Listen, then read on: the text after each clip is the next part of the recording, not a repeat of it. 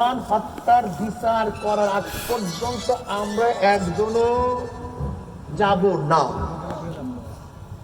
যতজন জিন্দা আছি প্রত্যেকেই ওসমান হত্যার বিচার করার পরে এখান থেকে যাব। জীবন চা কাটা ঠিক না ভাই? বয়াতের দোয়ান, বয়াত হাতের সাজারা, যেটাকে গাছের নিচের বয়াত বলা হয়, বয়াতের দোয়ান বলা হয়, ঠিক না? কিসের বেলায় বয়াতটা নিয়েছিলেন? ওসমান গনি রাদিয়াল্লাহু তাআলা আনহু দুনিয়াতে নাই নাকি আছে? অথচ তিনি ছিলেন নাকি মারা গেছিলেন? তা নবী জানলেন না কেন?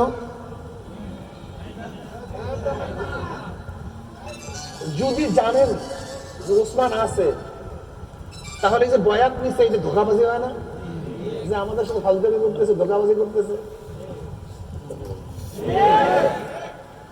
এখন আপনি বলেন, যদি নবী গায়েব জানেন তাহলে বয়াত নিলেন কেন? যদি জানার পরে বয়াত নেন তো এটা কি হলো? এখন আপনি নবীকে কি বানাইলেন? আপনিই বলেন, আপনিই বলেন, আমার বলার দরকার নেই। দেখেন আসলে আমরা বুঝি না, সমস্যাই।